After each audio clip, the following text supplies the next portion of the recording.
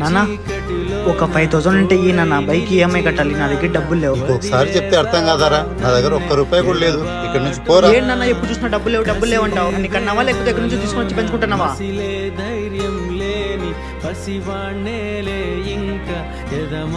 ఎందుకు అంత కోపంగా ఉన్నావు? ఏం లేదురా, మా నాన్నకి ఎప్పుడు డబ్బులు అడిగినా ₹1 కూడా ఇయ్యాడు.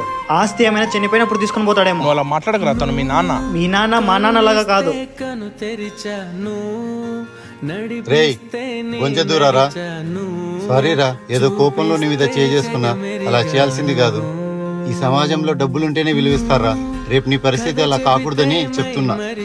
నేను కానీ నీకు డబ్బులు ఇచ్చాను అనుకో, నువ్వు చాలా ఈజీగా ఖర్చు పెట్టేస్తావురా. అదే నువ్వు కష్టపడి ఒక్కొక్క రూపాయి సంపాదించి ఖర్చు పెట్టావు అనుకో, దాని విలువ తెలిసి వస్తుందిరా నీకు. నువ్వు చాలా పైకి ఎదుగుతావురా. ఇప్పుడు చెప్పరా, నేను చెప్పింది కరెక్టా తప్ప?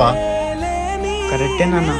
సారీ నాన్న, నేనే నీకు అపార్థం చేసుకున్నా. పర్లేదు లేదురా, నువ్వు అర్థం చేసుకుంటే అదే చాలు.